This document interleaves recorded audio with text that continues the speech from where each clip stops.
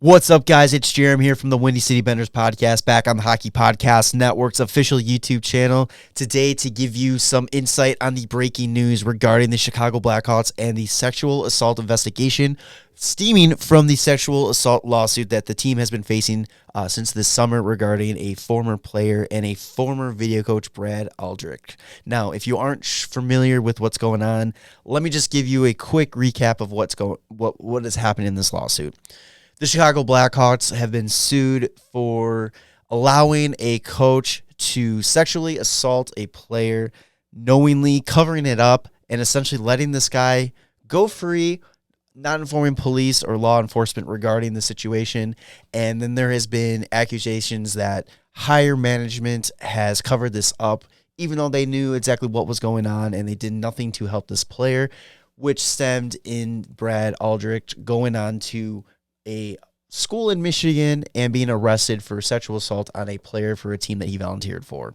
Now, after this lawsuit came out, the Chicago Blackhawks hired a private investigation company to go ahead and investigate all these allegations and to see what is known in the organization, what wasn't known, and try to make light about what went wrong, who knew what, and if there was anything that they could have done or what they should be doing in the future. And today, we finally got the results of that investigation, and it doesn't look good. There's a bunch of stuff going on here, and I'm going to try to break it down a little bit here today for you to kind of give you an idea of what's going on. It involves a fine, firings, and people stepping down. So let's get into it.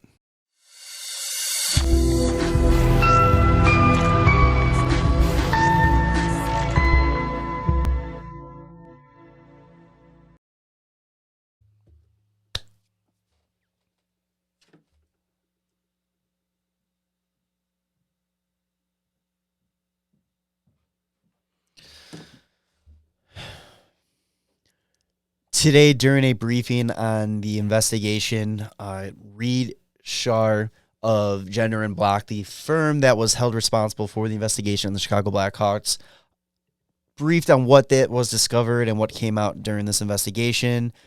He started off by saying that we alone designed and executed this investigation with no limits from the Blackhawks. He revealed that 139 witnesses were interviewed. Shar also said that John McDonough, Stan Bowman, Al McIsaac, Kevin Cheveldayoff, Jay Blunk, and Joel Quinville were all informed of the allegations on May 23rd. Accounts of that meeting vary significantly. He also said that John McDonough and other senior leaders did nothing until June 14th after the playoffs, when McDonough formed the director of human resources. He also said that the Blackhawks allowed Brad Aldrich to participate in celebrations in the presence of John Doe, who is the player that is suing the Chicago Blackhawks for allowing all this to happen.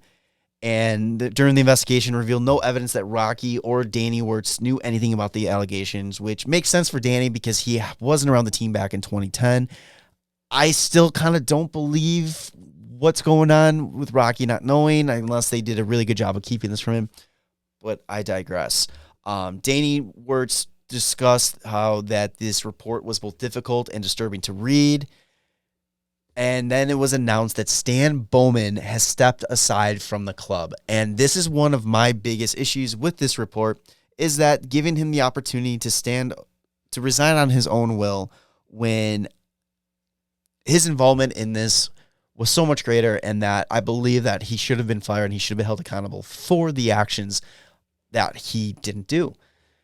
It does sound like, reading this report, that from what I've read so far, I should say, that John McDonough is definitely held more accountable for what has happened, that a lot was dropped by him that should have been taken care of a lot sooner, and that maybe Bowman, Al McIsaac, and some of the other guys shouldn't be held as responsible. But then again, I still think that all parties involved in upper management should have stepped up, did what was right for John Doe regarding the situation.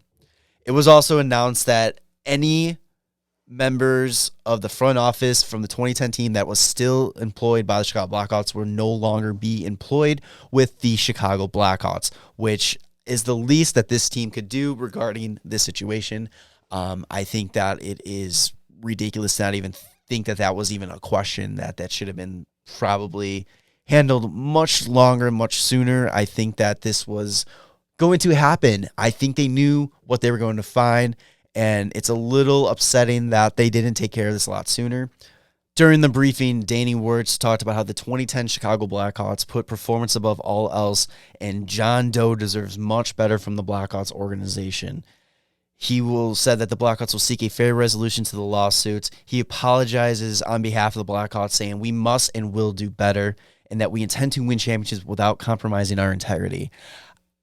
Personally, I was always on the fence about Danny Wirtz put in the position that he is with his organization, and I can safely say that he said all the right things today, and for the first time, I truly saw somebody who is going to be a good leader for this front office organization, and that he truly means what he is saying and wants to do better and be better.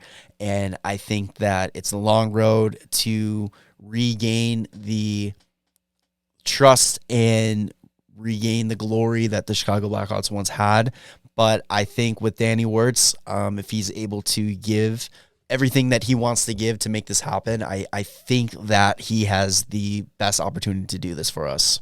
So there's so much more that can be talked about that has come out since this report and briefing came out 5 hours ago. But I want to leave with a couple quick notes that kind of stood out to me. First, regarding the Blackhawks GM position, they have given the interim GM position to Kyle Davison, who was the assistant general manager for the past couple seasons to Stan Bowman. He's being kind of compared to a Kyle Dubas type guy that really looks at analytics. So hopefully that'll help us going forward. It'd be really interesting to see how much range he does have given the interim title. Hopefully he can maybe get this ship back in order and get this team going from this brutal start. Some other little tidbits. They are beginning the search for an entire new front office hockey ops part of the team. I don't know how long they're planning on taking it, or if we can anticipate anything changing anytime soon. The Blackhawks were also fined $2 million by the NHL for their handling of this. But it was agreed upon by the NHL and the Chicago Blackhawks that $1 million of that will be going to local charities in Chicago area that handle sexual assault, outreach, support, all stuff like that, which is interesting. It's good. I think at this point, because it's only $2 million, why not just give all $2 million, spread it across the country and in Canada with organizations like this? It just, $2 million seems like a very weird number. Other news is Gary Bettman has also released a statement regarding this. Regarding the former Blackhawk management, Bowman, McCulloch, Blunk would have to be cleared by the commissioner to return to the NHL job. He said he will also be meeting with Quenneville, who denied knowing about the allegation to the lawsuit surfaced, which the investigation came out and proved that was a lie, and also Jets GM Kevin Cheveldayoff. Now, that's going to be very interesting to see what type of punishment those guys are going to face, if any. It's going to really be interesting because now you're affecting two teams, the Florida Panthers, who are off to a hot start. If they lose Quenneville, what's going to happen to that team? And the Jets, Cheveldayoff has done a great job with building that team up, and I think that they are on the cusp of really turning a corner. I wanted to give a fair warning, too, if you search and read the whole investigation report, which is available online, that from what I have heard from it so far, because I haven't read it myself just yet, that it's very disturbing. There are some just very tough things that you're going to read in that. So please, read at your own risk. If you think you might not be able to handle this, I wouldn't do it. I just wouldn't read it. Wait for other shows, other people, hockey media to kind of, break it down a little bit more. That might be your best bet. But if you think you can handle it, please feel free to read that. And the last thing, it's kind of seen a lot going through social media and, quite frankly, my friend groups as well, and we're definitely guilty of it, is trying to figure out who John Doe is. It is completely and totally unfair to this person trying to discover who they are. It's, quite frankly, nobody's business on who he is. It's the best way I describe it's kind of like the Jimmy Hayes situation, death situation, where everybody wanted to know what happened, what happened, what happened. No, we don't deserve to know. We don't have to know. The Hayes family decided to put out there what happened to him, and if John Doe wants to reveal who he is, then that's up to John Doe. But please just leave him out of this. Don't try to dig up who he is and try to piece things together. And like I said, we're guilty of it too. We have gone back in our texts and we have our theories of who it could be, but it doesn't matter. Let the guy be. He suffered enough regarding this, and he doesn't need everybody coming at him trying to figure out if he is who he is.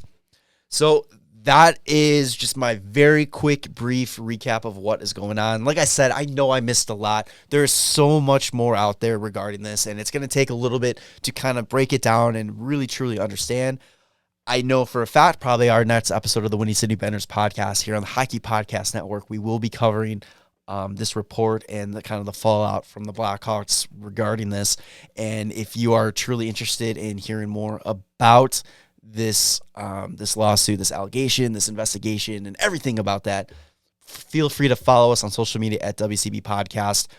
We will always tweet out when we drop episode, or you can subscribe to us on Apple Podcasts, Spotify, YouTube. We drop our full episodes all there. And while you're here, make sure you like this video, subscribe to the Hockey Podcast Network official YouTube channel, share this video, and leave a comment on, you know what, here's my question for the viewers. Did the Blackhawks save face at all by taking the steps that they did and making changes today? Or have they dug a grave so deep that they will never be able to get out of it? Again, I'm Jerem from the WCB Podcast, and I will see you on the next episode.